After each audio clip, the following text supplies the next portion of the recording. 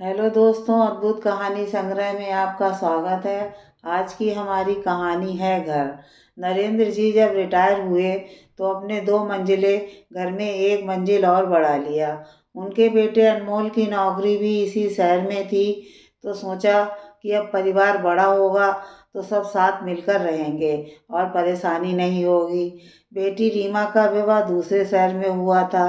वो भी बच्चों के साथ जब आएगी तो सब साथ रह लेंगे आनंद से। बेटे अनमोल का विवाह हुआ। नरेंद्र जी की पत्नी रोहिणी जी ने अपने सारे कसौटियों पर कसकर बहू नेहा का चुनाव किया था। बहू कामकाजी चाहिए थी, साथ में सबका आदर सम्मान भी करने वाली हो। नेहा एक सभ्य सुसंस्कृत परिवार की सुशील लड़की थी, जो नरेंद्र जी को भी बहुत पसंद आई।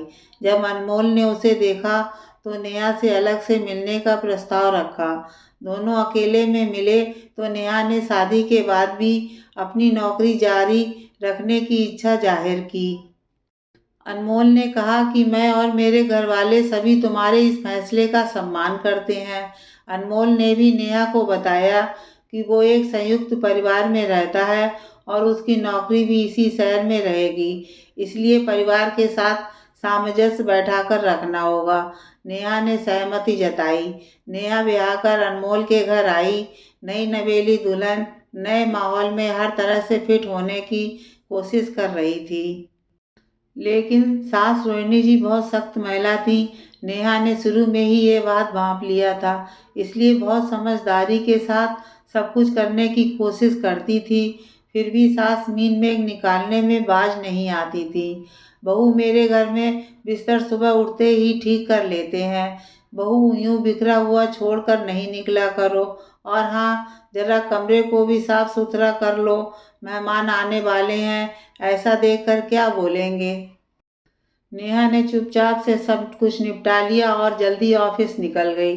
रात में जब नेहा ने अनमोल को बताया कि सुबह उसे काम निपटाते ऑफिस निकलने में देर हो जाता है, क्या हम लोग सफाई के लिए एक और मेड रख लें। अनमोल ने कहा कि नेहा, ये माँ का घर है, उनसे पूछ कर ही करना।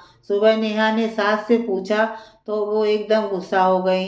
बहू, ये तुम्हारी माँ का घर नहीं, मेरा घर है। मैं उनके जैसे 4 काम वाली नहीं रखती। एक काम वाली आती है, वो ही काफ़ी है। जब उसने सास को बताया कि उसे ऑफिस के लिए लेट हो जा रहा है, तो उन्होंने कहा कि अब तुम्हारा ब्याह हो गया है, जिम्मेदारियां लेना सीखो। सुबह उठकर जल्दी सब काम निपटा लो और जल्दी दफ्तर के लिए निकल जाओ। और हाँ बहू, मेरे घर में पैसों का पेड़ भी नहीं लगा है कि फिजूल खर्ची कर सकूं। बेचारी नेहा आंखों में आंसू भरकर रह गई और सास को यह भी ना बोल सकी कि माँ जी, पैसे तो मैं भी दे सकती हूँ। इतवार को जब छुट्टी होती तो नेहा का मन होता कि आज देर से सोकर उठें और सब कुछ आराम से निपटाएं, लेकिन उस दिन भी सुबह सवेरे ही माँ जी हल्ला बोल देती।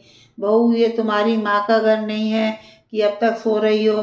मेरे घर में सूरज निकलने से पहले उठने का रिवाज है। ससुर और पति के साथ डाइनिंग टेबल में नहीं खाते हैं। इसी तरह उसकी सास हर बात में उनका घर, उनकी मर्जी का नारा बुलंद किए रहती थी। नेहा से जितना बन पड़ता करती और बाकी समय चुपचाप ही रहती। अनमोल से बात करने पर वो कहता कि तुम एकल परिवार में रही हो ना, इसलिए तुम्हारी आदतें भिन्न है। अब संयुक्त परिवार में रहने की आदत डाल लो।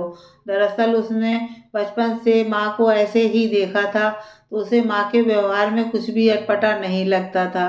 नरेंद्र जी ने जब भी ये सुना, रोहिणी जी को समझाने की कोशिश की, लेकिन सब व्यर्थ था।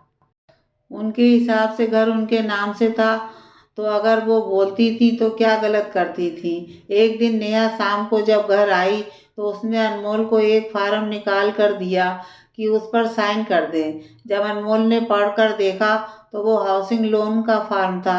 आश्चर्य से उसने नेहा से पूछा कि क्या वो हाउसिंग लोन ले रही है। तुम घर खरीदने का सोच रही हो। पापा ने इतना बड़ा और अच्छा घर बनवाया है कि हम आराम से रह सकें।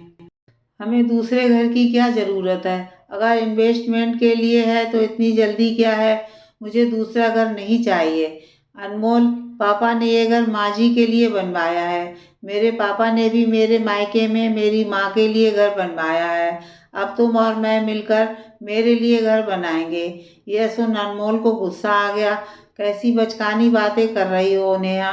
ये घर हम सबका है। घर कहीं सिर्फ माता पिता या सिर्फ बच्चों का होता है क्या? घर तो एक परिवार का होता है जो उसमें रहते हैं। अनमोल के पापा ये सब बातें सुन रहे थे। उन्होंने पास आकर कहा कि अनमोल, तुम लोन फार्म पर साइन कर दो, वरना मैं नेहा को अपनी जमा पूंजी दे दूंगा। इससे बेहतर है तुम दोनों लोन के लिए अप्लाई कर दो। डाउन पेमेंट मैं करूंगा। अपनी बहू को उसके खुद के घर में गृह प्रवेश मैं करवाऊंगा। अनमोल और नेहा यह सब सुनकर भौचक्के रह गए। पापा, आपने तो ये घर ही ये सोचकर बनवाया था कि हम सब साथ रहेंगे। फिर आप ऐसा क्यों बोल रहे हैं पापा?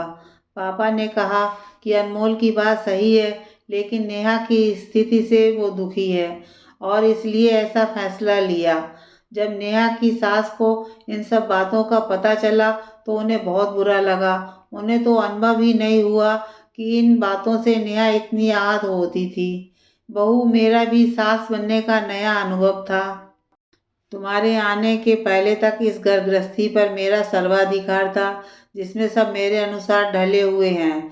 तुम्हारे आने पर मुझे तुम्हारे अनुसार भी सोचना चाहिए था। ऐसा मैंने सोचा ही नहीं। मैं अपने ससुराल में अपने शुरू के दिन कैसे भूल गई, क्योंकि मेरी माँ ने तुम्हें ऐसे दिन दिखाए ही नहीं जैसा तुम नेहा को दिखा रही हो। अनमोल के पापा ने जब ये कहा तो सब हंस पड़े। रोहिणी जी अपने व्यवहार से काफ़ी शर्मिंदा थीं और उन्होंने अपने आप को सुधारने का वचन दिया। नेहा, अगर तुम फिर भी अपना घर खरीदना चाहती हो तो मैं तुम्हें पूरा सहयोग करने को तैयार हूँ, अनमोल ने नेहा से कहा। नेहा सास से बोली, माँ जी, मुझे तो अपने ससुराल वाले घर में ही रहना है। मायका का घर पीछे छोड़ आई और मेरी सास का घर बहुत प्यारा है। रोहिणी जी ने उसे गले लगाते हुए कहा, तुम्हारे घर में हम सबका स्वागत करो बहू रानी।